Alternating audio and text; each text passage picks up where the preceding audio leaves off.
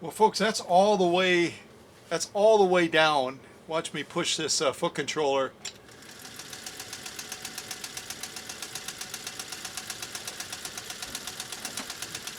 And that is definitely not full power. That's nothing close to what full power should look like. If you think of William Diaz's machine, and that's without any sewing load on it. So this Rolls-Royce of Singers is going to need a fair amount of attention.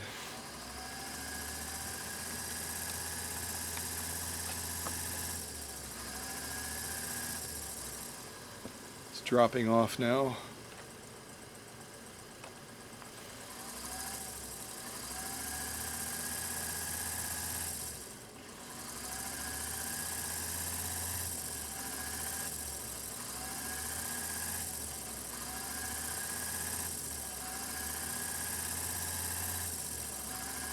I know it's not the foot controller. This is actually the foot controller off of Williams' machine, which has been optimized and it's working perfectly. So we've got something else going on with this 201-2.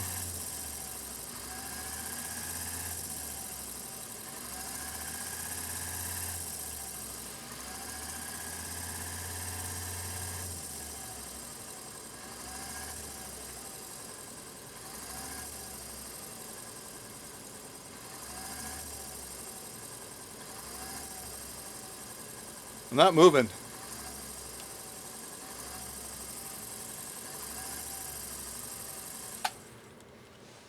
Well,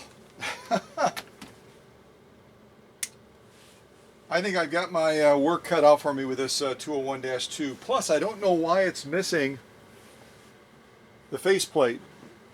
I'll have to go through the box and check to see if somehow maybe it was wrapped up. This was shipped to me from Minnesota, and this is going to go into my personal collection eventually. But right now it's just a machine that obviously is going to need a lot of TLC, a lot of workbench time. And I've got a number of machines ahead of it right now. I'm working on Joe's Singer 66 hand crank. He's going to be getting a hand crank similar to the one that went down to Texas. And then I've got to jump into a Necky machine. I've got, oh goodness, I've got a Singer 301A on the other workbench that has to get time on the workbench as well to get that completed. I'm just trying to think. Oh, I've got a Husqvarna Viking as well that is out of Indiana.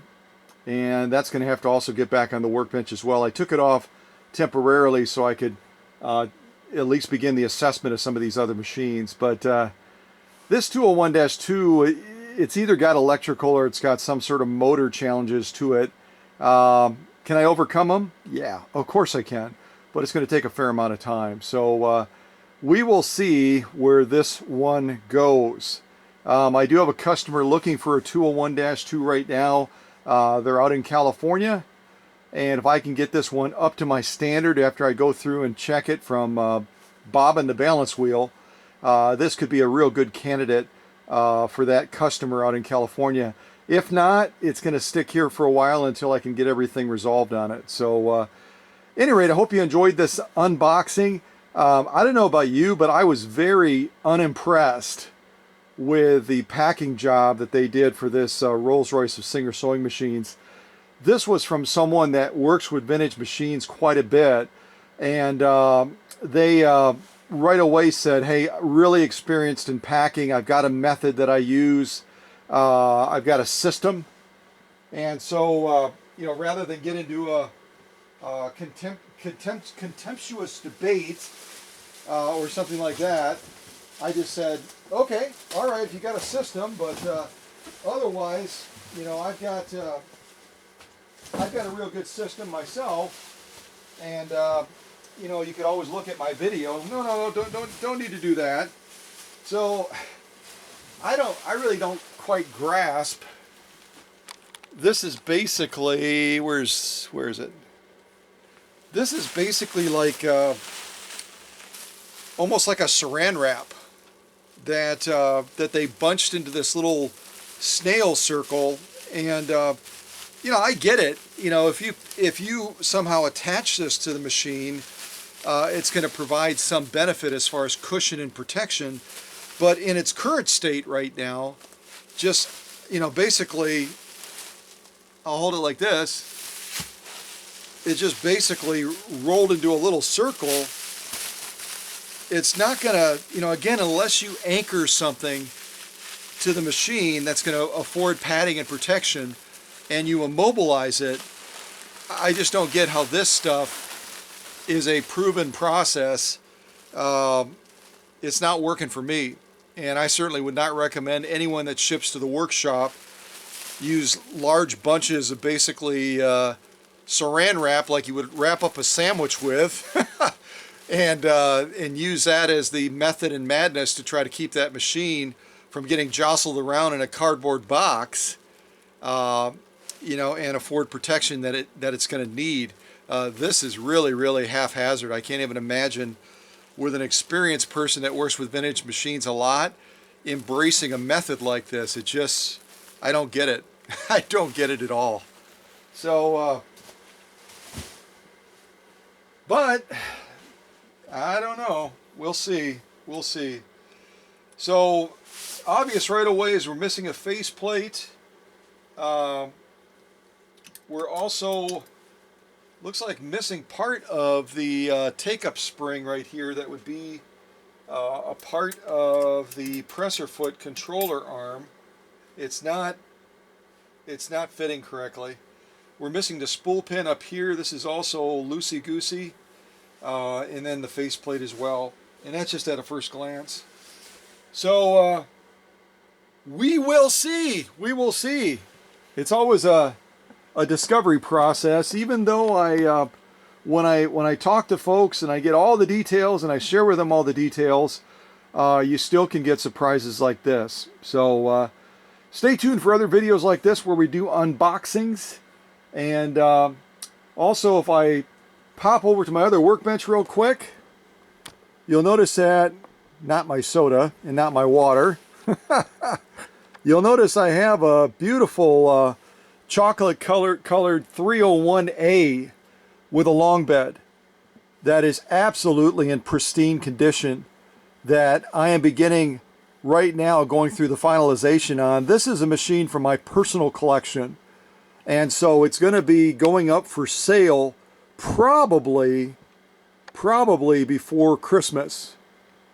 And if you just look at the condition of it, it is absolutely the cat's meow when it comes to the beauty of this machine and just how it's been maintained. Obviously an original owner machine, and the original owner, who was out of Ohio, did an absolute spectacular job of protecting and preserving this machine from the time that she bought it new.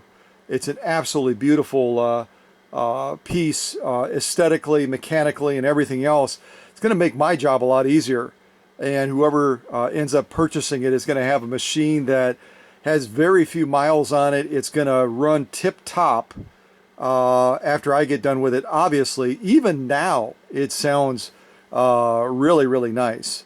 So keep an eye open for this one. It's going to pop up soon enough. I'll do, obviously, a premiere, introduce it, do a variety of different sew-offs, and then you can jump into the middle of things, throw your hat into the ring if you'd like to go ahead and step forward and purchase it. But the purpose, again, of this video, I think I just saw a concerned look on Dr. Singer's face. I don't know. But we'll get busy on this 201-2.